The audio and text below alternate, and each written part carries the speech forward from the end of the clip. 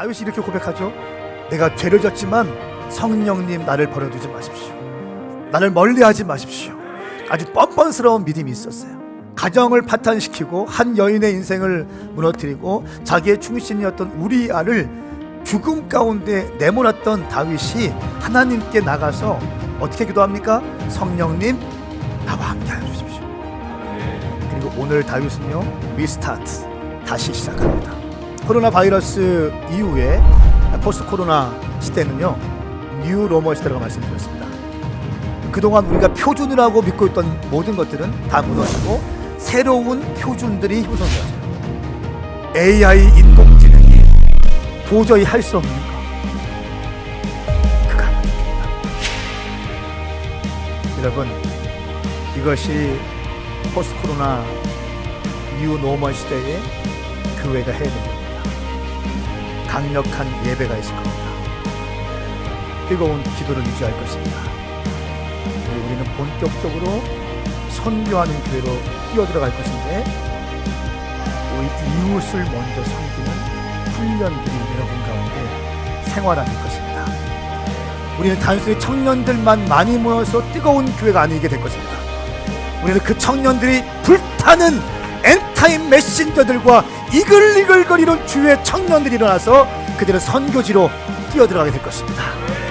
아멘.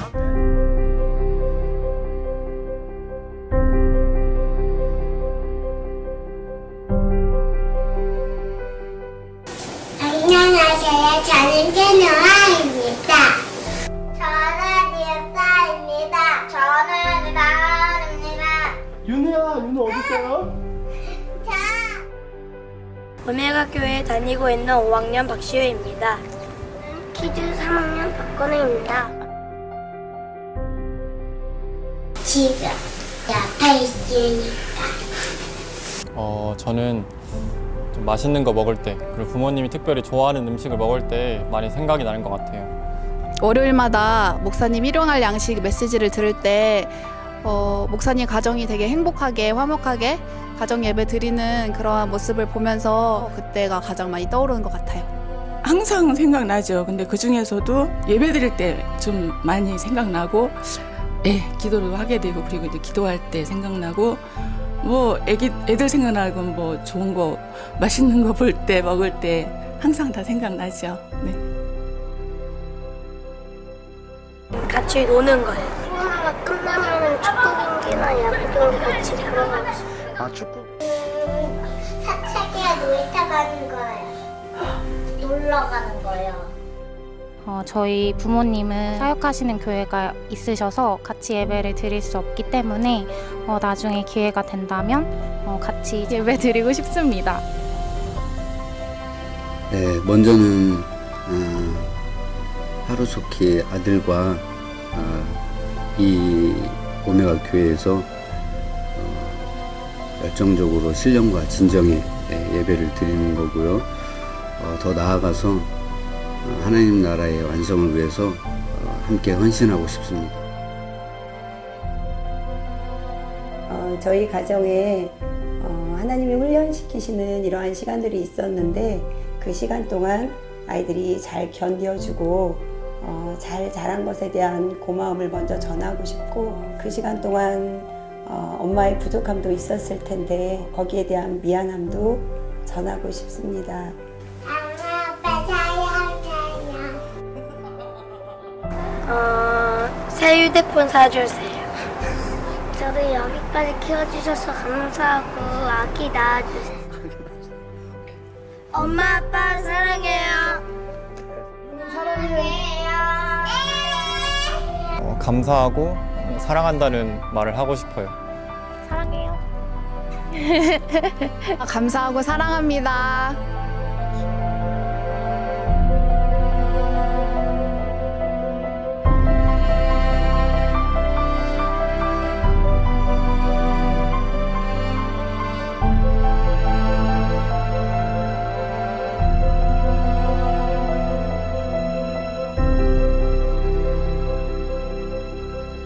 고맙고 사랑해. 사랑한다. 아들 화이팅! 사랑해, 정말 많이 사랑해.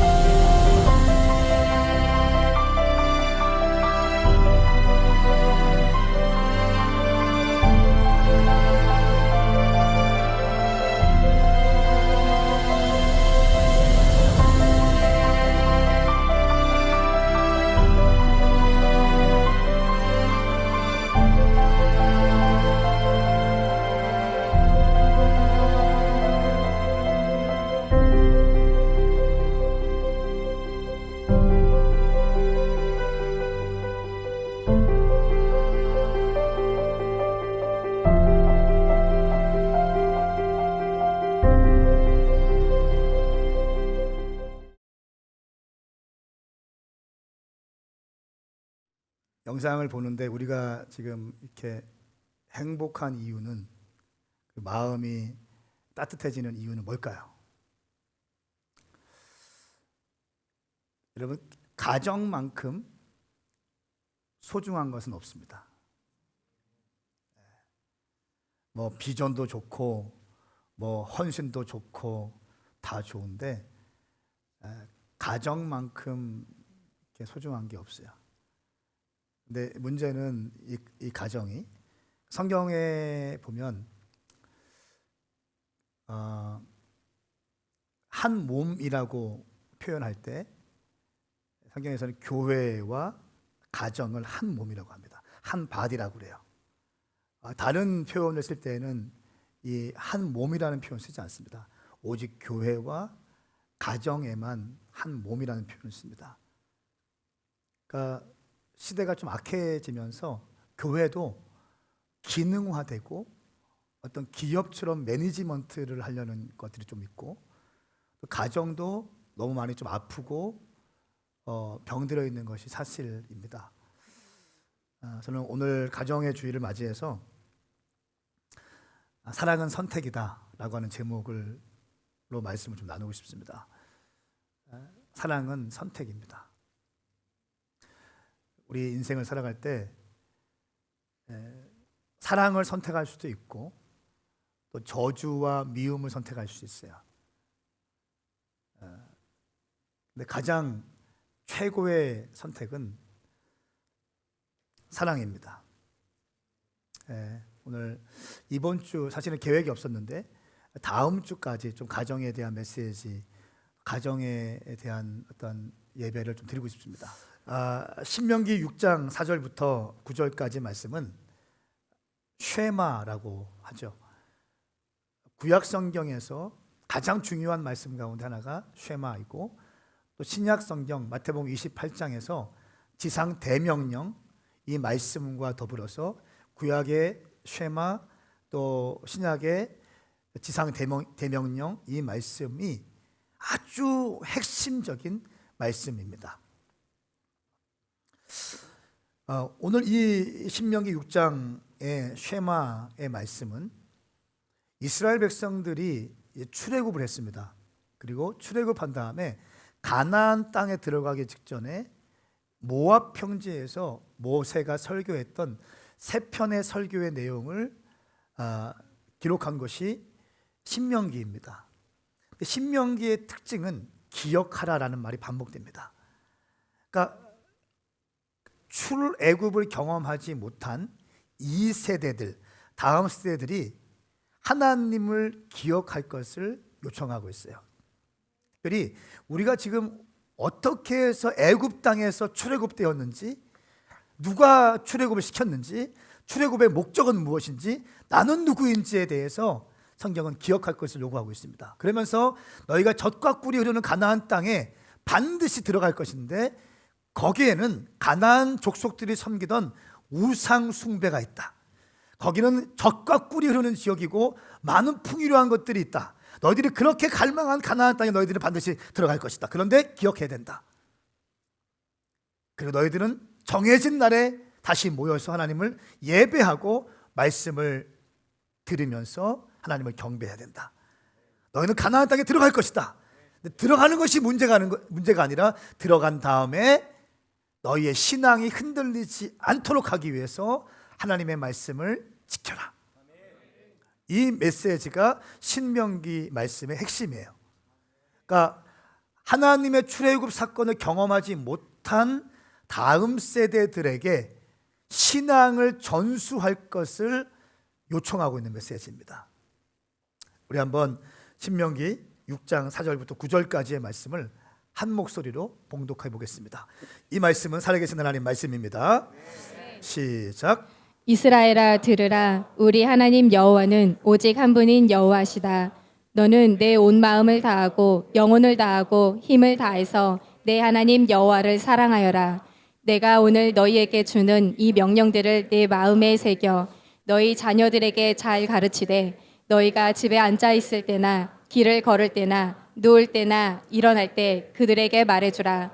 너는 또 그것들을 내 손목에 메고 내 이마에 둘러라. 그것들을 너희 집 문설주와 대문에 적어두라. 아멘. 아멘. 오늘 이 신명기 6장 4절부터 9절까지의 말씀을 쉐마라고 하는데, 이 쉐마의 핵심 두 가지는 내가 먼저 하나님을 바르게 믿어야 된다. 그리고 두 번째는 너에게 주어진 그 믿음을, 신앙을 너의 자녀들에게 전수해라. 그러니까 하나님을 똑바로 믿고 네가 믿는 그 믿음을 너에게 끝나는 것이 아니라 너의 다음 세대 가운데 전수할 것을 요청하고 있습니다. 4절 말씀 함께 읽겠습니다. 시작. 이스라엘아 들으라. 우리 하나님 여호와는 오직 한 분인 여호와이시다. 아멘. 이 한 절 말씀에 크리스찬의 신앙 고백이 나와 있습니다. 우리 하나님은 오직 한 분이신 여호와이시다. 다른 신은 없다. 하나님이 통치하신다. 하나님이 창조하신다. 하나님이 다스리고 계신다. 쾌락이 아니라 성공이 아니라 돈이 아니라 하나님이 다스리고 계신다. 우리를 종되었던 우리를 10가지 재앙을 통해서 출애굽하신 분 하나님이시고, 하나님께서 가나안 땅에 들어가게 하실 것이다. 정확한 신앙 고백을 합니다. 여러분 기억하십시오. 하나님과 다른 그 어떤 존재를 같이 놓지 마십시오. 당신의 인생의 트랙에서 예수님만 달리게 하셔야 됩니다. 예수님만 달리게 하십시오. 예수님 홀로 당신 인생의 트랙을 마음껏 뛰어갈 수 있도록 예수님만이 당신 인생의 최고의 가치로 세우시기를 축복합니다. 다른 거 없습니다. 돈도 아닙니다. 사업도 아닙니다. 직장도 아닙니다. 쾌락도 아닙니다. 성공도 아닙니다. 당신의 취미도 아닙니다. 예수 그리스도예요. 예수 그리스도께서 당신 인생의 트랙에 홀로 뛰게 하십시오. 두 번째는 이런 하나님에 대한 신앙 고백이 있는 자들이 어떻게 하나님을 섬겨야 되는지에 대한 태도를 기록하고 있습니다. 5절 말씀 함께 읽습니다. 시작. 너는 내 온 마음을 다하고 영혼을 다하고 힘을 다해서 내 하나님 여호와를 사랑하여라. 아멘. 이스라엘 백성들이 하나님께 해야 될 도리를 이야기하고 있습니다. 마땅히 하나님을 믿는 자들이 하나님을 섬겨야 되는 태도와 도리를 이야기하고 있어요.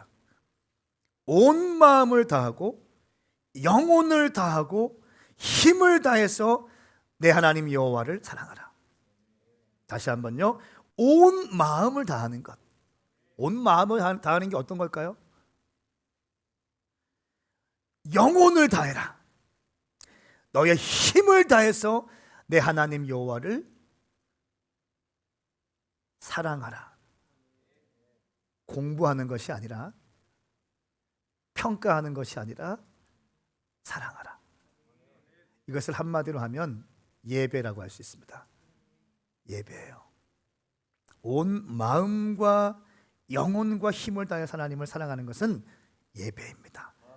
지금 우리가 이렇게 이 교회에서 모여서 예배하는 것도 예배이지만, 내가 온 마음을 다해서 주님을 경배하는 것. 한마디로 말하면 100% 헌신하라. 어떻게 생각하세요? 여러분, 이 쉐마는 구약 성경 가운데서도 이스라엘 모든 백성들에게 아주 중요한 말씀이에요. 유대인들은 이 말씀 다 애웁니다. 다 암송합니다. 가장 중요한 말씀, 이 말씀의 핵심은 나는 한 분인 여호와시다. 두 번째, 완전히 헌신해라. 온 마음과 정성과 힘을 다하여. 아멘. 그러니까 저는 예수 믿을 때 설렁설렁 예수 믿는 사람 보면은 잘 이해가 안 가요. 그러니까 두 가지 중에 하나예요. 하나님을 못 만났거나, 교회는 나오고 있지만 못 만났거나, 아니면 두 마음 품은 자들이에요. 하나님을 만나면 내 거 없습니다. 하나님 만나면 내 거 없어요. 다 주님 거야. 하나님 만나면 내 시간 없습니다. 다 주님 시간이야. 하나님 만났으면 내 비전 없습니다. 다 주님의 비전에 포커스하게 되어 있어요. 하나님을 못 만났으니까 내 거 얘기하고 있고 내 시간 얘기하고 있고 내 비전 얘기하고 있고 내 가족 얘기하고 있고 내 것만 얘기하고 있는 거예요. 분명합니다. 하나님 만나면 온 마음과 영혼을 다해서 생명을 다해서 사랑할 수밖에 없습니다. 저는 선포하고 축복합니다. 오늘 이 자리에 모인 모든 심령들 가운데 하나님을 제대로 만날 수 있기를 선포합니다. 그리고 헌신되어지기를 축복합니다. 그리고 세 번째는 정말 하나님을 사랑하는 길은 무엇인가 나와 있는데 말씀을 마음에 새겨라 라고 기록되어 있습니다. 6절 말씀, 이 명령들을 너의 마음에 새겨라. 마음에 쓰는 것이 아닙니다. 마음에 새기라고 되어 있어요.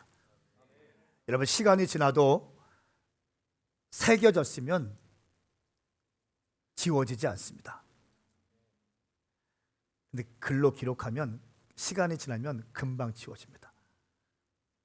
하나님은 하나님에 대한 이 말씀, 명령들을 여러분 마음에 새기라고 하고 있어요. 새길 때에는요, 힘이 필요하고 또 내가 깎여 들어가는, 내 마음이 깎여 들어가는 아픔도 동반됩니다. 말씀과 내가 부딪히기 때문에. 그렇죠?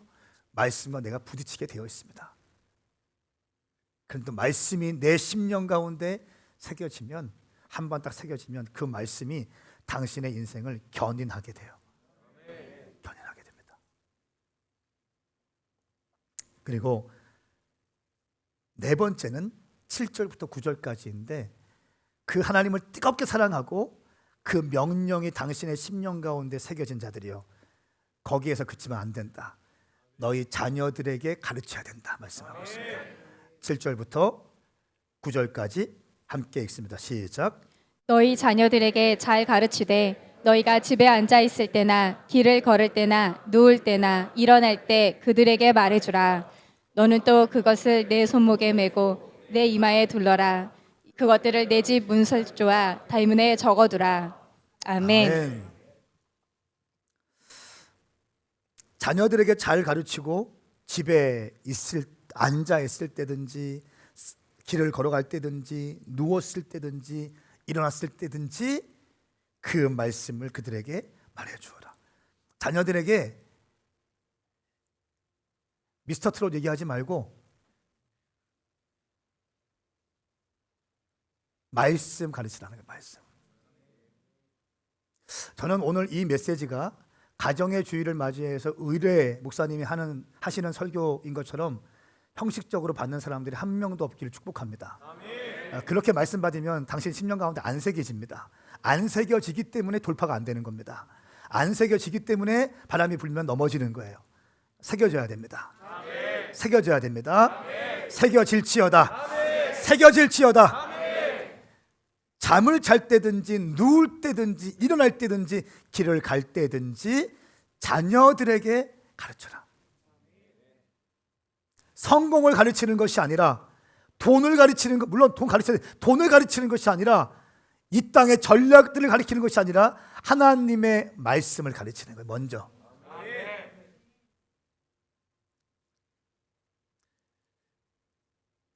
또 너는 그것들을 내 손목에 메고 내 이마에 둘러라 말씀하고 있습니다.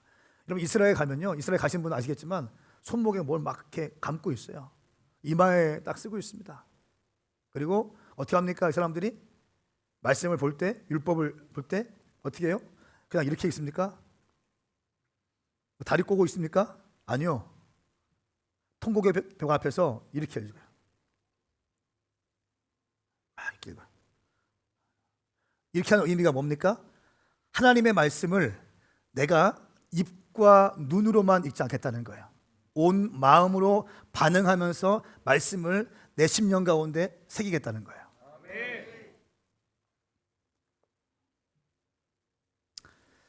또 문설주와 바깥문에 기록하지라. 이 말씀을 붙들고 유대인들은 어떻게 합니까? 문지방에 문 앞에 항상 메주사를 딱 붙여놓습니다. 직사각형 모양이고 이 안에는 쉐마의 말씀이 들어가 있어요. 그리고 이들이 출입할 때 이 메주사를 터치합니다. 만집니다. 그리고 그 만진 손을 가지고 자기 입술에 대요. 키스해, 입 맞춰요. 항상 출입하면서 말씀에 터치합니다. 이 말씀을 지켜나가는 거예요.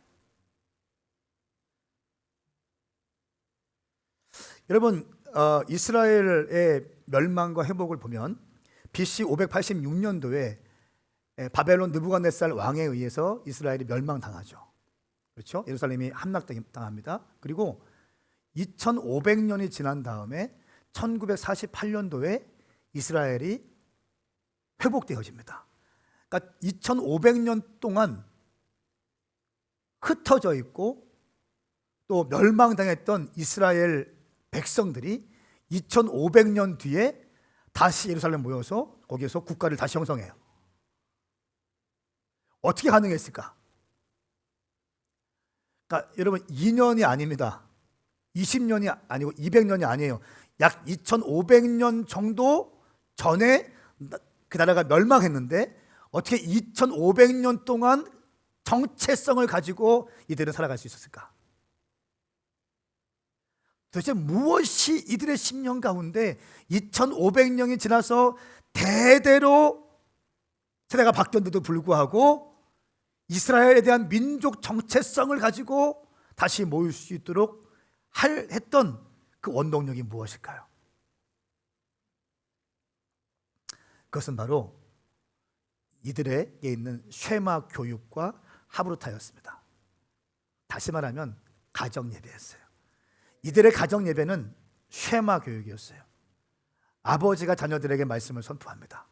그리고 하브루타, 일방적으로 말씀을 선포하는 것이 아니라 자녀들과 함께 대화합니다.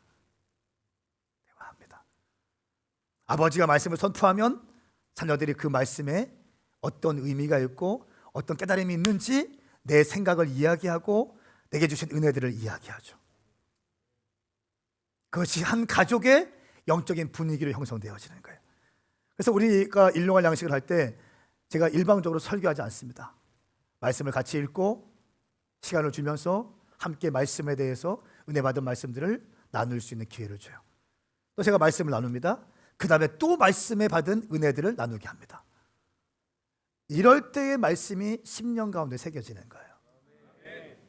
10년 가운데 새겨지는 것은 이런 과정들을 거치는 것입니다. 사랑하는 여러분, 저는 선포하고 축복합니다. 당신 인생 가운데 이 말씀을 소중하게 여기는 은혜가 있기를 축복합니다.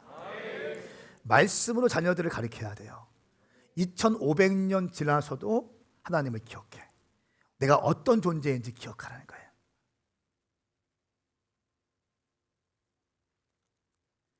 여러분, 자녀들의 신앙을 교회에만 맡기지 마십시오. 그래도 우리 교회는 뭐 좀 이렇게 새벽 예배 안 나오면 왜 새벽 예배 안 나오냐? 금요 예배 지금 네가 지금 기도할 때인데 왜 안 하냐? 이렇게 막 들들 볶습니다. 우리 교회 좋은 교회야. 그런 거 보면 얼굴이 별로 이렇게 우리 교회 좋은 교회입니다. 신앙을 전수하기 위해서 한국교회 믿음의 유업과 돌파했던 그 은혜들을 다음 세대 청년들 다 잊어버리고 있는데 그 청년들에게 포커스해서 그들을 불러 모아서 매일같이 말씀 훈련시키고 기도하게 하고 선교적 비전을 주고 훌륭한 교회 아닙니까? 훌륭한 교회예요. 정말 좋은 교회예요. 막 들들 볶습니다. 그냥 안 놔둡니다. 왜 그렇습니까? 신앙을 전수하기 위해서요. 믿음을 전수하기 위해서입니다. 근데 여러분, 미국 조사기관에 의하면 어린아이가 성인이 되기까지 깨어있는 시간이 약 10만 5천 시간이라고 합니다. 그런데 10만 5천 시간이 있는데 이 아이들이 주일학교, 교회에서 보내는 시간은 단 1000시간이래요. 1000시간. 그리고 학교에서 보내는 시간은 7000시간. 그리고 가정에서 보내는 시간은 약 9만 7천 시간이래요. 이것을 백분율로 따져보니까 주일학교, 교회에서 보내는 시간은 1%도 안 되는 거예요. 시간들이. 그리고 학교에서 보내는 시간은 7%. 뭐 한국이랑 좀 다르겠죠. 학원 한국 다니니까. 근데 92%가 가정에서 보내는 시간이라는 거예요. 가정에서 보내는 시간이 92%. 여러분, 그러므로 가정에서 자녀들을 올바로 키우기 위해서는 가정에서의 신앙 교육이 반드시 들어가야 돼요. 필수입니다.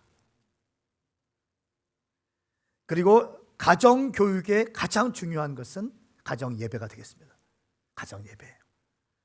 미국 알칸사스 교도소에 목회를 하신 목사님에 의하면 이렇게 말했습니다. 내가 교도소에서 목회할 때 약 1,700명의 범죄자 중에 가정 예배를 드리고 자란 사람들은 단 한 명뿐이었습니다. 그리고 그 단 한 명도 나중에는 무죄 판결을 받고 석방되었습니다. 당신의 자녀를 온전한 신앙인으로 키우기 원한다면 가장 먼저 가정 예배를 시작하십시오. 이렇게 얘기했어요. 1,700명 중에 한 명만 가정 예배를 안 드렸다는 거예요. 안 드렸다는 거예요. 그 한 명도 나중에는 무죄 판결받고 석방됐다는 거예요. 가정 예배로 자녀가 양육되어지면 범죄하지 않는다라고 하는 것입니다. 탈선하지 않는다는 것입니다. 부모가 자녀에게 가장 아름답고 값진 것을 줄 수 있는 것은 바로 가정 예배다.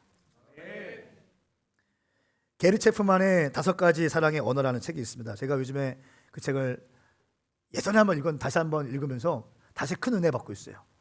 아마 저희 교회의 필독서가 될 건데, 이 게리 체프만은 이렇게 얘기했습니다. 5가지 사랑의 언어를 얘기해요. 그러면서 사랑의 언어는 말만이 아니다. 사랑의 언어는 시간이 필요하다. 그러니까 사랑한다고 말하는 것이 말로도 할 수 있지만 함께 있는 것으로 사랑을 표현할 수 있다. 그리고 작은 선물을 주는 것도 사랑의 마음을 전달할 수 있다. 또 그대가 원하는 봉사를 해줌으로써 이 사람이 나를 사랑하구나, 있구나라고 하는 것을 느낄 수 있게 된다는 것입니다. 그리고 또 한 가지, 스킨십을 통해서 이 사람이 나를 사랑한다라고 하는 것을 느낄 수 있대요. 그러면서 이 책에서 한 챕터가 나오는데, 그 챕터는 바로 사랑은 선택이다라고 하는 챕터예요. 오늘 말씀의 제목이기도 합니다. 이렇게 얘기합니다. 결혼 초기에는 서로 적응하느라 바빴고 아이가 태어나면서 육아하느라 정신이 없어서 시간이 어떻게 가는 줄 몰랐습니다. 그렇게 정신없이 하루하루 살다 보니 서로가 예민해지고 몸은 더욱더 피곤해졌습니다. 시간이 흐르면서 사랑의 감정들은 서서히 깨어지고 의무감으로 많은 사람들이 살아가게 됩니다. 그때 그것을 방치하지 말고 결혼 생활을 회복하기 위해서 당신이 사랑을 선택해야 되는데, 사랑을 선택할 때 5가지 언어를 통해서 배우자에게 다가가십시오. 그것은 바로 뭡니까? 말이고, 함께 시간을 보내는 것이고, 선물을 하는 것이고, 봉사하는 거고, 스킨십을 하는 겁니다. 많은 사람들이 뻘쭘해합니다. 익숙하지 않아 합니다. 좀 이렇게 닭살 뭐 이런 거 있잖아요. 지금까지 안 했는데 갑자기 왜 그래? 뭐 이러면 또 기죽고. 그렇지만 이렇게 얘기해요. 그 감정보다 더 위대한 것은 행동입니다. 그 이런저런 감정이 들 때에 사랑의 언어를 행동으로 표현할 때에 상대방이 회복되어집니다. 그러면서 이런 얘기를 합니다. 내 아내의 사랑의 언어는 봉사라고 한다면, 내 배우자가 남편이 자기를 위해서 봉사하고 자기를 도와줄 때 사랑을 느낀다고 한다면 그것을 해보십시오. 그러면 그 아내는 엄청난 사랑을 경험하게 될 것입니다. 그리고 역시 그 아내도 당신에게 당신의 사랑의 언어를 찾아서 당신에게 보상해 줄 것입니다. 그러면 가정은 더 행복해지고 기름지게 될 것입니다. 이렇게 얘기합니다. 이런 겁니다. 우리가 아침에 새벽 예배를 가기 위해서 일어나요. 근데 일어날 때 한 번에 딱 일어나서 손 들어보세요. 한 번에 딱 일어나는 사람. 나는 좀 이렇게 알람 한 번 끄고 2번 끄고 일어난다. 거의 대부분 저를 포함해서. 자, 몸이 힘들어요. 새벽까지 막 사역했다가 새벽 2시, 3시까지 했다가 집에 딱 들어갔어. 내일 새벽에 가야 돼. 새벽에 딱 일어났는데 너무 힘든 거예요, 몸이. 오늘은 핸드폰 만지작거리면서 오늘은 부목사한테 시켜야지. 야 네가 좀 해라. 이렇게 카톡을 보내고 싶은 마음이 굴뚝할 때가 있어요, 없어요? 있어요. 여기 있어요. 저 있어요. 그런데 그 감정과 상황을 누르고 제가 아침에 일어나서 새벽 예배 나와서 설교하고 기도할 때에 주시는 은혜들, 엄청난 은혜들이 부어진다는 거예요. 그러면서 하는 말이 이런 얘기예요. 감정보다 중요한 것은 행동입니다.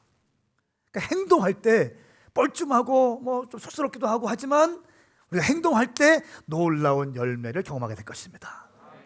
이렇게 이야기하고 있습니다. 존 칼빈은 종교개혁자입니다. 이렇게 얘기했습니다. 가정 예배의 중요성을 얘기하면서 가정 예배를 드리지 않는 사람은 7일을 받아라. 당신이 가정 예배 드리지 않는다면 당신은 7일 해야 됩니다. 7일. 책망을 받아야 됩니다. 가정의 소중함을 얘기하면서 존 칼빈이 이렇게 얘기했습니다. 여러분, 성경에 보면 많은 믿음의 인물들이 가정에서 할 수 있는 최고의 선택인 가정 예배를 선택했습니다. 노아가 가정 예배를 드렸죠. 제가 주보에 잘 기록했습니다. 한번 보십시오. 아브라함이 가는 곳마다 예배를 드렸습니다. 야곱이 창세기 35장에 예배를 드렸습니다. 여호수아 24장 말씀에 나와 우리 집은 여호와만을 섬기겠습니다.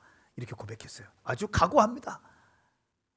우리 가정을 여호와만 섬기는 가정으로 만들겠습니다.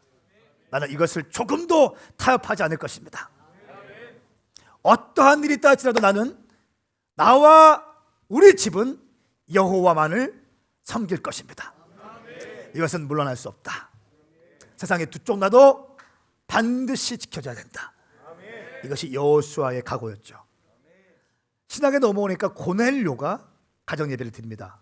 사도행전 10장 2절 말씀에 고넬료와 그 집안 사람들은 모두 경건하고 하나님을 경외하는 사람들이었습니다. 고넬료는 가난한 사람들에게 아낌없이 나누어 주었고 항상 하나님께 기도했습니다. 그 집안 사람들 모두가 경건했고 하나님을 경외했다. 뭐 했겠어요? 가정 예배했다는 거예요. 가족 구성원 모두가 하나님을 경외했다는 거예요. 그 가정에 들어가면 하나님을 경외하는 분위기가 가득 찼다는 거예요. 항상 기도했다는 겁니다. 구제했다는 것입니다. 여러분, 교회에도 교회에 흐르고 있는 분위기가 있습니다. 우리 교회 분위기 어때요? 좋습니까? 그냥 좋습니까? 뭔가 뜨겁기도 한 것 같은데 또 뭔가 또 자유가 있기도 하고, 그러나 뭔가 좀 이렇게 막 집중하고 본질 향해 나가는 것 같고 이런 느낌 있지 않습니까? 이런 영적인 분위기, 가정에도 분위기가 있다는 거예요. 주님을 경외하는 영적인 분위기. 의견이 다 다르다가 바이블 세이, 성경은 이렇게 말해, 한마디 하면 아 알겠습니다, 이럴 수 있는 영적인 분위기. 의견이 다 다르다가 성경은 이렇게 얘기하고 있습니다, 한 명이 딱 얘기하면 아 알겠습니다, 그건 그거고 이게 아니라 지금 때가 어느 때인데 이런 게 아니라 알겠습니다 하고 yes sir 할 수 있는 영적인 분위기가 고넬료 가정 가운데 있었다는 거예요. 저는 선포하고 축복합니다. 당신 가정 가운데 고넬료 가정의 영적인 분위기, 거룩하고 경외하며 기도하며 구제와 선행을 할 수 있는 놀라운 영적인 분위기가 당신 가정 가운데 부어질지어다. 부어질지어다. 초대교회 감독과 집사들을 임명할 때에 중요한 기준이 되는 것은 가정의 모습이었어요. 감독의 기준 세울 때 디모데전서 3장 4절 말씀에 자기 집안을 다스릴 줄 알지 못하면 어떻게 하나님의 교회를 돌볼 수 있겠습니까? 교회에서 쓰임받고 싶은 사람이 있습니까? 가정을 돌봐야 됩니다. 가정을 잘 돌볼 수 있는 사람이 돼야 됩니다. 집사를 세울 때 마찬가지예요. 3장 12절, 집사들은 한 아내의 남편이며 자녀와 자기 집안을 잘 다스리는 사람이 돼야 됩니다.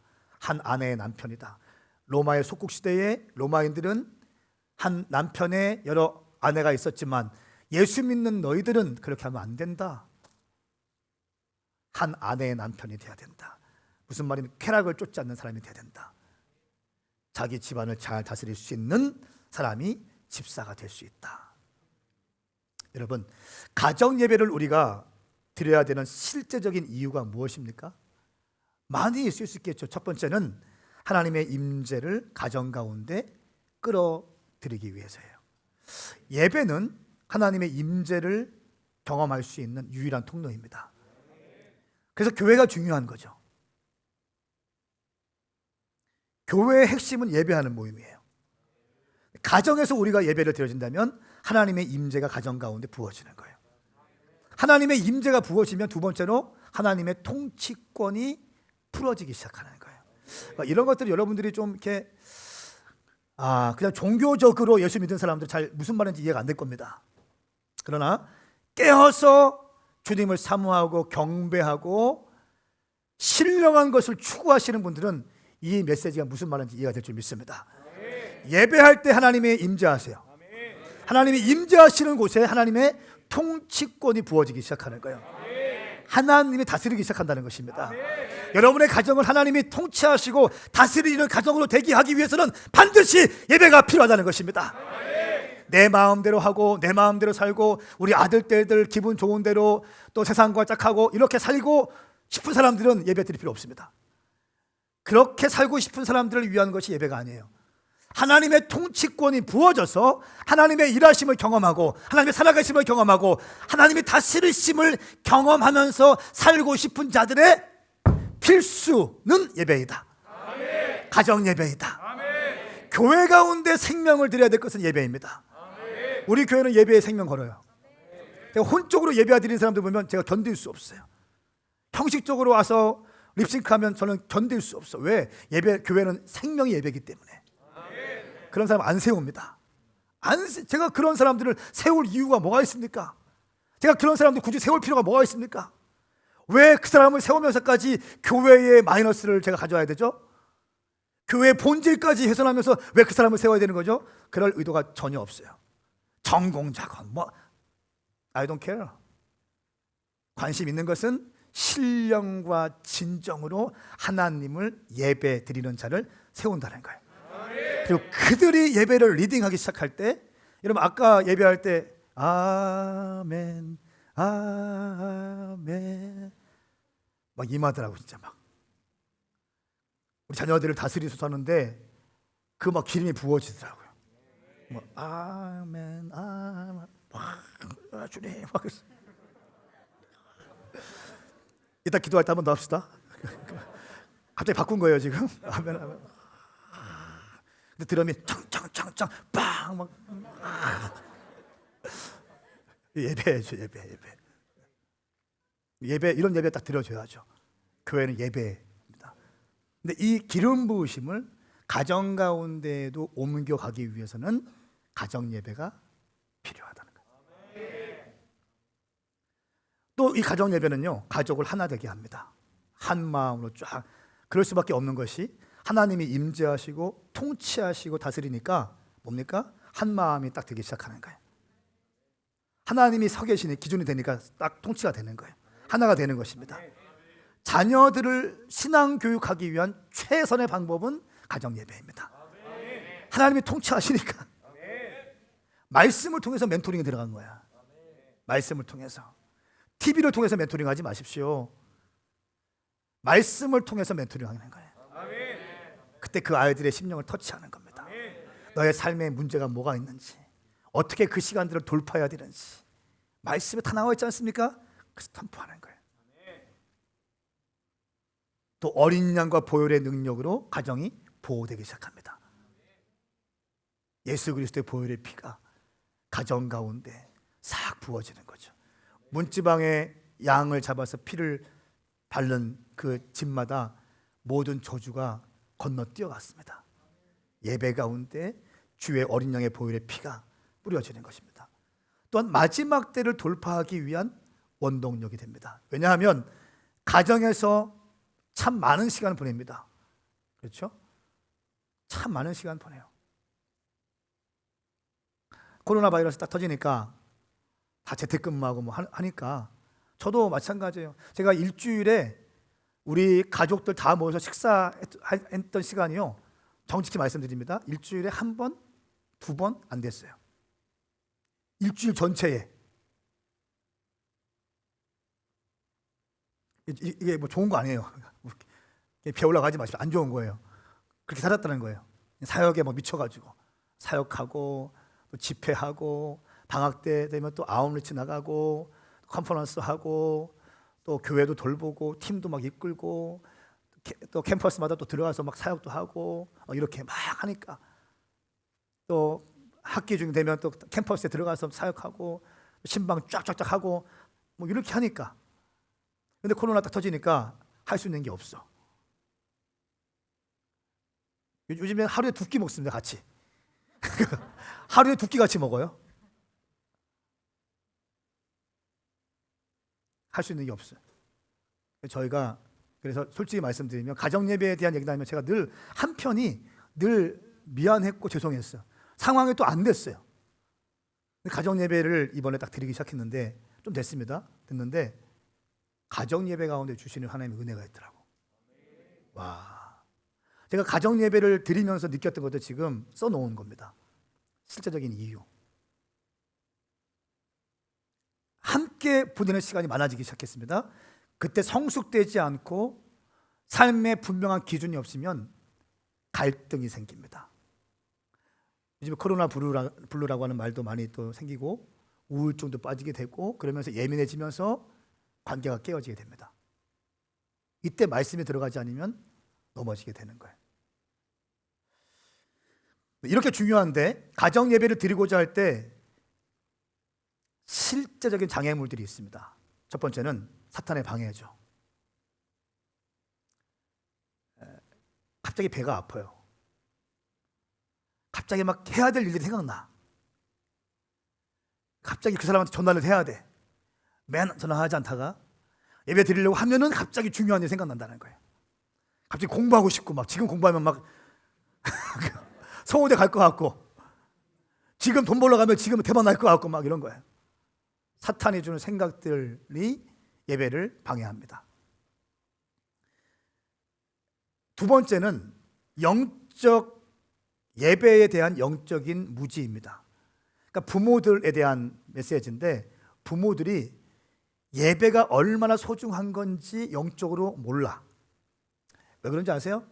신명기 6장 4절부터 9절까지 말씀 가운데 내가 먼저 주님을 사랑하고 심령을 영혼을 다하고 뜻을 다하여 주님을 사랑하고 주의 명령을 내 심령 가운데 새겨야 되는데 부모들이 먼저 안 새겨졌어요. 너무 혼적인 거야. 그러니까 집사가 됐든 권사가 됐든 장로가 됐든 목사가 됐든 똑같습니다. 안 새겨졌거든. 나한테 안 새겨지니까 자녀에게도 말씀으로 멘토링 하지 않아요. 지금 이 얘기하는 겁니다. 쉐마는 이 얘기입니다. 네가 먼저 주님을 경험하는데 그 주님은 누구냐? 오직 유일하신 하나님이시다. 그 하나님이 이스라엘에서 애굽에서 종되었던 이스라엘 민족을 출애굽하신 하나님이시다. 유일하신 하나님이시다. 너는 마음을 다하고 뜻을 다하고 생명을 다해서 주님을 경배해라. 그리고 그 명령을 너의 심령에 새겨라. 뭡니까? 흔들리지 않는 비전인 거예요. 흔들리지 않는 내 인생의 최고의 가치인 것입니다. 나는 말씀대로 살아가리라. 세상이 두ton난다 할지라도 나는 말씀 가지고 살아가리라. 나는 돈 몇 푼 때문에 기웃기웃거리지 아니하리라. 나는 주의 말씀하시면 반드시 이 말씀의 성취를 위해서 내 인생을 드리리라. 나는 주의 성수는 빼먹지 아니하리라. 나에게 11조는 당연한 것이다. 나에게 선교는 당연한 것이다. 정확한 인생의 기준이 세워지는 거예요. 10년 가운데 새겨지는 것입니다. 막 심령에 새겨야 됩니다. 할렐루야. 이렇게 되지 않았기 때문에 자녀에게도 말씀으로 멘토링하지 않고 혼적으로 풀기 시작해. 혼적으로. 시험 기간 되면 시험 기간 되면 교회 가지 마라. 너 지금 무슨 말이냐? 교회는 대학 들어간 다음에 가. 대학 들어간 다음에. 그럴 필요 없어. 피곤하면 괜찮아. 그냥 쉬어. 네 몸이 좋아야지 예배 드릴 수 있는 거지. 쉬어. 괜찮아. 그러니까 괜찮지 않은데 괜찮다고 얘기하는 거예요. 왜 그래요? 주님의 명령을 내 심령에 안 새겼어요. 그 사람은. 한국교회가 무너지는 이유가 뭐예요? 한국교회 다음 세대 청년들이 지금 교회를 떠나는 이유가 뭡니까? 부모들이 안 새긴 거예요. 아멘 합시다. 목사들이 안 새긴 거예요. 심령에. 예배가 중요한지 안 새긴 거예요. 이해되세요? 무슨 말인지? 새겨야 돼요. 새겨야 됩니다. 새기기 위해서 먼저 여러분들 새겨야, 내 심령에 먼저 새겨야 되는 건데. 앞뒤 좌우 인사합니다. 당신 심령에 새겨드릴까요? 시작. 후벼 파야 돼요. 새기는 건 아픕니다. 영적 무지, 영적인 걸 몰라. 혼적으로 풀려고 그래. 여러분, 제가 말씀 자주 드리는 메시지가 뭐예요? 영적으로 열리지 않으면 혼적으로 풀린다고 했어요. 제가 많은 사람들, 많은 사역자들 만나보는데요, 사역자들도 혼적으로 풀리는 사람 진짜 많습니다. 혼적으로 푸는 사람 진짜 많아요. 그럼 계속 혼적인 게 풀어지는 거예요. 교회 가운데, 그 커뮤니티 가운데 혼적인 것만 풀어집니다. 영적인 돌파가 안 돼요. 인간적으로는 좋은 것 같고 인간적으로 행복한 것 같은데 열매는 없어. 왜? 혼적이기 때문에. 하나님의 공동체에서 주는 그리스도시요 살아계신 하나님의 아들이십니다 라고 하는 고백 위에 세워진 것이 교회인데, 이 신앙 고백, 이 반석 위에 교회가 세워지지 않고 혼적인 것으로 세워지기 때문에 그런 거예요. 바람 불면 후 떠나가는 거예요. 코로나 한번 딱 불면 후 떠나가는 거예요. 새겨진 사람들은 견고합니다. 우리 교회가 마지막 때를 준비하는 교회로서 여러분의 말씀에 여러분의 심령 가운데 새겨지길 축복합니다. 또 바쁘고 피곤하다는 인간적인 생각들, 다 혼적인 얘기입니다. 이런 것 때문에 가정 예배를 드리지 않습니다. 뭐 이런 거 있습니다. 싸웠는데 무슨 예배입니까? 그러니까 부부끼리 막 대판했는데, 자 지금 예배합시다. 이게 돼요? 이게 돼요? 제가 얼마 전에 뭐 안 싸웠어요. 기대하지 마세요. 또 뭐가 터질까 기대하지 마세요. 지금 안 싸웠어요. 근데 좀 그런 거 있죠. 싸우는 건 아닌데 뭔가 좀 이렇게 서운한 감정들이 있는 거. 말은 하지 않지만 그런 거 있어요. 몰라요? 이 집사님 있지? 있지? 있어요. 다 그런 게 선목사님 많죠? 엄청 많은 것 같아요 지금. 있어. 그때 어색한 분위기 막 그런 거 하는데, 가정 예배 드립시다. 이거 말 끝내기가 쉽지 않다는 거예요. 그런데 아까 말씀드렸어요. 감정을 깨고 행동하셔야 돼요. 그러면 행동으로 했을 때 엄청난 열매와 기쁨이 부어지는 거예요. 그때 그 예배를 통해서 관계가 더 좋아지기 시작하는 거예요. 존 웨슬리와 찰스 웨슬리라는 사람이 있습니다. 존 웨슬리는 우리가 아는 것처럼 감리교의 창시자이죠. 영국 땅 가운데 인본주의적인 세계관들이 막 들어오기 시작했습니다. 막 부흥운동이 끝나고 이제 막 치고 나가려고 하는데 영국 땅 가운데 인본주의의 바람이 막 불기 시작했어요. 그때 혜성과 같이 등장한 사람이 존 웨슬레와 찰스 웨슬레 형제였는데, 이 존 웨슬레의 어머님 수산나 웨슬리가 있습니다. 이 수산나 웨슬리는 19명의 자녀를 낳았어요. 19명. 그 중에 15째가 존 웨슬리예요. 그리고 그 다음이 찰스 웨슬리인데, 이 존 웨슬리가 어떤 사람이었냐면요, 감리교 창시자이면서 88세까지 살면서 생애 52년 동안 사역했습니다. 그리고 33만 4,672km를 말을 타고 다니면서 복음을 증거했어요. 그 당시에. 그리고 매년 평균 8,000마일을 다녔다는 거예요. 그러면서 4만 회 이상을 설교했대요. 4만 회. 가끔은 하루에 4번씩 또 설교했답니다. 평균 1년 평균 800번을 설교했대요. 800번. 어떨 때는 4번씩 5번씩 설교하고. 그 감리교의 창시자이고 200권의 책을 저술했다는 거예요. 어마어마한 사람이죠. 영계를 바꿔버린 사람이에요. 그냥 도시적인 국가적인 차원의 영적인 분위기를 존 웨슬레와 찰스 웨슬레가 바꿔버린 사람입니다. 엄청난 사람이죠. 근데 그 어머니 수산나 웨슬레가 자녀 교육을 할 때 13가지의 원칙이 있었대요. 첫 번째는 간식을 허락하지 말라. 제가 다 동의하는 건 아닙니다. 소개만 해드립니다. 첫 번째, 간식을 허락하지 말라. 두 번째, 8시 전에 아이들을 재우라. 세 번째, 아이들이 불평 없이 약을 먹게 해라. 약을 먹을 때는 불평 같은 거 하지 못하게 해라.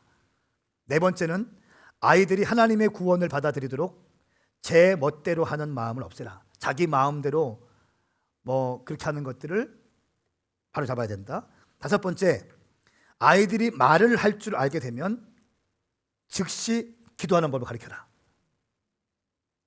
여섯 번째, 가정 예배를 드리는 동안은 모두 조용히 하라고 요청하라. 막 이렇게 어리광 피우고 이런 거를 딱 가르쳐라. 일곱 번째, 아이들이 울부짖으면서 무엇을 요구할 때는 절대로 들어주지 마라. 공손한 태도로 요구할 때만 그것을 받아들여줘라. 막 울면서 길거리에 알면서 막 엄마 이런 거 하면 알았어 우리 애기 사주잖아요. 그렇게 하지 마라. 애 버린다. 공손한 태도를 가지고 요구할 때만 승낙해라. 거짓말을 하는 것을 막기 위해서 먼저 자백하게 하고 회개한 잘못에 대해서는 다시 책망하지 말라. 악한 행실에 대해서 반드시 벌을 주라. 한 번 지은 죄에 대해서는 절대로 2번 벌하지 말라. 선행을 장려하고 이에 대해서 상을 줘라. 사람들의 마음을 즐겁게 했을 때에는 조금 잘못됐다 할지라도 칭찬해줘라. 그리고 마지막으로 극히 작은 물건에도 그 소유권을 명백히 해두라. 이거는 형 거야. 네가 쓸 때에는 형한테 허락 맡아야 돼. 이건 엄마 거야, 아빠 거야. 이건 네 거 아니야. 이 집은 아빠 집이야. 제 꿈파를 샀습니다. 제 거라고 하기는 그렇지만 하여튼간 같이 쓰려고 샀어요. 제 꿈은 그거였어요. 아빠 소파가 딱 있는 거였어요. 그 나름의 소소한 로망이 있었어요. 그래서 아내를 설득해서 샀어요. 그걸 거의 제 자리입니다. 제가 딱 앉아요.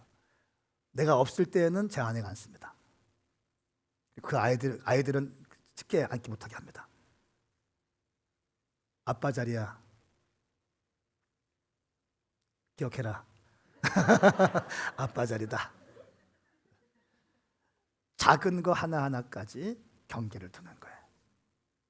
아, 내가 손댈 수 있는 거, 없는 거. 내가 운다고 해서 되는 게 아니라 정중하게 아버지한테 요청해야 된다. 간식을 먹으러 갈 때도 너희들이 제안할 수 있지만 결정은 아빠가 한다. 아멘.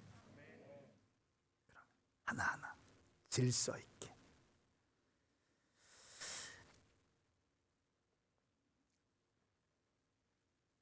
이렇게 해서 수산나 웨슬레는 이 자녀들을 믿음으로 키우기 시작했습니다. 그 자녀들이 영국의 영적인 분위기를, 유럽의 영적인 분위기를 갈아엎는 거죠. 아주 지성주의가 팽배하고 자유주의 신학에 막 들어왔던 그 영국 땅 가운데 믿음의 장군들, 말씀으로 양육되어지고 길러진 존 웨슬레와 찰스 웨슬레 형제가 그 중심이 되어져서 영적인 것들을 다 갈아엎기 시작합니다. 그리고 놀라운 부흥운동이 시작되어야 돼요. 저는 축복합니다. 여러분 가운데, 여러분 가정 가운데 이런 놀라운 역사가 일어나길 축복합니다. 여러분,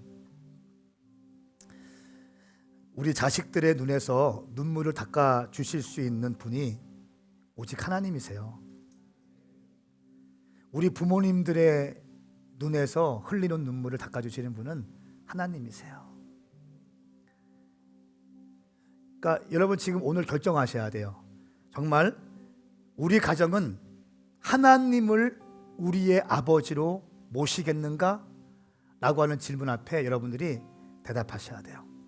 우리 가정의 주인이고 우리 가정의 영원한 아버지가 하나님이시다 라고 한다면, 그렇게 고백하신다면 당신은 일주일에 한 번씩 예배를 드리셔야 돼요. 이렇게 고백해놓고 예배를 드리지 않는다는 것은 내가 주님을 좋아요, 주님을 사랑해요, 하지만 난 교회 가기 싫어요, 예배 안 드려요, 똑같아요. 가정에 하나님의 임재가 풀어지고 하나님의 보좌가 여러분 가정 가운데 오셔서 여러분의 가정을 통치하시기 원하시고, 여러분의 아들, 딸들, 당신이 죽은 다음에도 당신의 아들, 딸들을 보호하기를 원하신다면 당신은 이번 주부터 가정 예배를 드리셔야 돼요. 어설픈 어리광 피우지 마세요. 혼적인 생각으로 얼룩지지 마세요. 바쁘다고 핑계대지 마세요. 수많은 감정들이 올라올 수 있지만 그 감정을 누르고 행동화하면서 예배 드리십시오. 제가 개런티 할 수 있어요. 여러분이 한 6개월만 일주일에 한 번씩 가정 예배를 드린다면 당신의 가정은 엄청난 놀라운 역사가 있을 거예요. 왜? 하나님께서 임재하시기 때문에, 말씀이 자녀들에게 심겨지기 때문에, 자녀들의 눈에서 아버지가 어머니를 축복하는 것을 보고 어머니가 우리를 위해서 식사를 만들어주는 것에 감사하는 것을 아이들이 듣고 있고, 또 우리를 위해서 기도하는 어머니를 인정해주고 존중하는 기도를 하는 것을 자녀들이 보고 있어요. 그리고 아버지와 어머니가 이 자녀들에게 안수하면서 소중하다고 얘기하고 있어요. 세상 그 어느 곳보다 가정이 안전하다고 느낄 겁니다. 그때는 가정을 사랑하게 될 겁니다.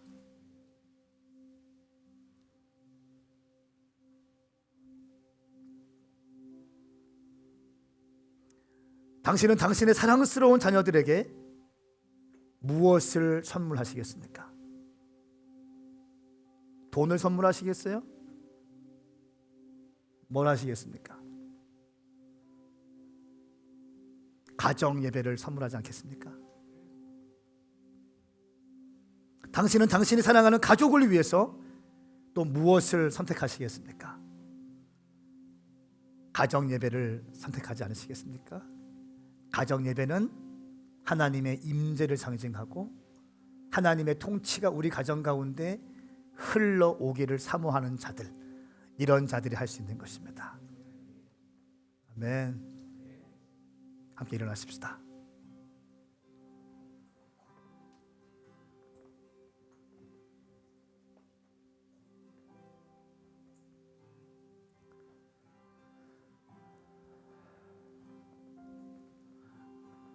여러분 지금 마음이 좀 어떠세요? 지금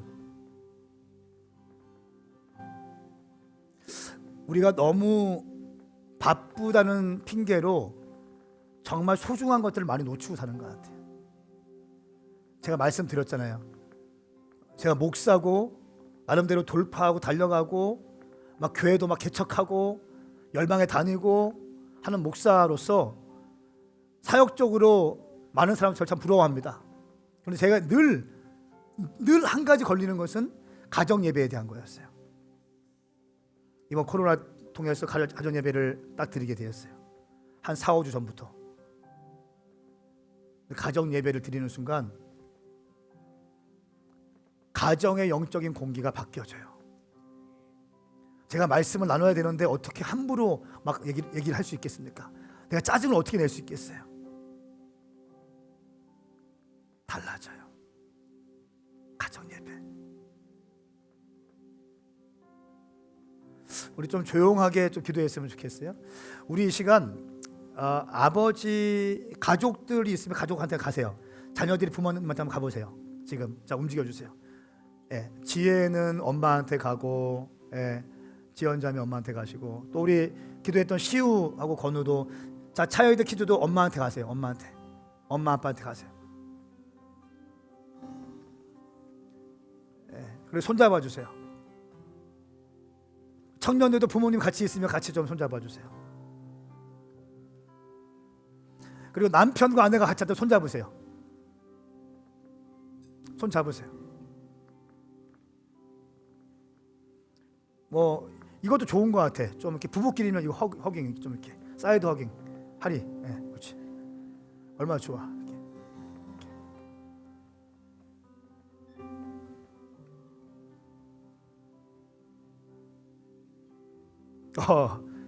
지금 주님이 이거 되게 원하셨어요.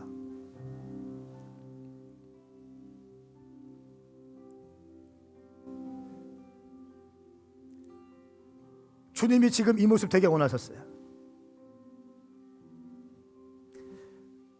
최 집사님, 우리 이 집사님 좀 한번 이렇게 옆으로 허깅 이렇게 해주세요. 그렇게 계속 해주세요. 우리 이 집사님은 남편의 이 허깅을 통해서 안정감을 좀 누리세요.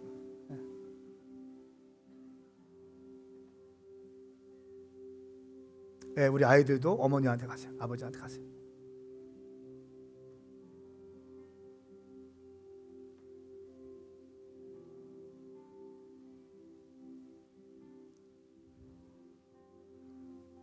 아멘. 우리 좀 기도하실까요? 우리 거기 아버지가 계시면 아버지가 자녀들 위해서 아내를 기도해 주시고 또 어머니가 또 자녀를 기도해 주시고 그렇게 좀 했으면 좋겠어요. 남편이 아내를 위해서, 아내가 남편을 위해서. 또 혼자 계신 분들, 싱글들 있죠? 꿈꾸세요. 상상하세요. 자, 날 봐, 손년들. 이렇게 하고 있어, 이렇게. 이렇게. 얼른 해, 빨리 해. 이렇게. 자, 우리 기도하십시다. 마음껏 축복해 주세요. 기도하겠습니다. 예, 주님 감사합니다. 오, 주님 감사합니다. 가정의 사랑이 풀어지게 하여 주십시오. 예배가 풀어지게 하여 주십시오. 사랑이 풀어지게 하여 주십시오. 거룩하신 주님 감사합니다. 오늘 사랑은 선택이다. 하나님께서 우리 같은 죄인들 건져주시기 위해서 독생자를 이 땅에 보내시기로 선택하신 것처럼, 그 사랑이 선택이 된 것처럼 우리가 오늘 우리의 아들, 딸들, 우리의 가정을 사랑하는 것이 가정 예배를 선택함으로 사랑이 완성되게 하여 주십시오. 부모의 영혼 구원을, 자녀를 위해서 기도하는 부모의 눈물을 기억하여 주십시오. 부모의 영혼 구원을 위해서 자녀들의 눈물의 기도를 주님 기억하여 주십시오. 가족의 회복을 위해서 기도하는 사람들이 있습니다. 주님, 그들의 눈물과 아픔을 기억하여 주십시오. 주님, 우리 청년들이 가정에 대해서 두려워하고 있습니다. 내가 과연 아름다운 가정을 형성할 수 있을까? 내가 결혼해서 내 남편은 나만을 사랑할 수 있을까? 내 아내는 나만을 사랑할 수 있을까? 나는 이 험한 세상에서 가정을 이루고 끝까지 행복하게 살 수 있을까? 두려워하고 있습니다. 거룩하신 주님, 예배를 선택함으로 모든 것을 돌파하게 하여 주십시오. 내가 이 시간 나사렛 예수님의 이름으로 명하노니 이 방 안에 모든 부모들의 자녀를 향한 기도가 수일내에 응답이 될지어다. 부모의 영혼 구원을 위한 자녀들의 눈물의 기도가 수일내에 성취가 될지어다. 주님, 깨어진 가정이 있습니까? 상한 심령으로 주님께 나온 사람이 있습니까? 거룩하신 성령님, 그들의 기도마다 주님께서 응답하여 주시옵소서. 사랑하는 청년들이 이 험한 시대에 내가 과연 가정을 이룩할 수 있을까? 두렵고 불안한 마음들이 있을 것입니다. 이 모든 것을 돌파할 수 있는 것, 예배 이온이 하나님을 경외하는 사람들 만나게 하시고 가정 예배가 일상이 되게 하셔서 모든 문제를 돌파하게 하여 주시옵소서. 예수님의 이름으로 선포하며 기도하옵나이다. 아멘. 할렐루야. 우리 주님 경광의 박수 올려드리십시다.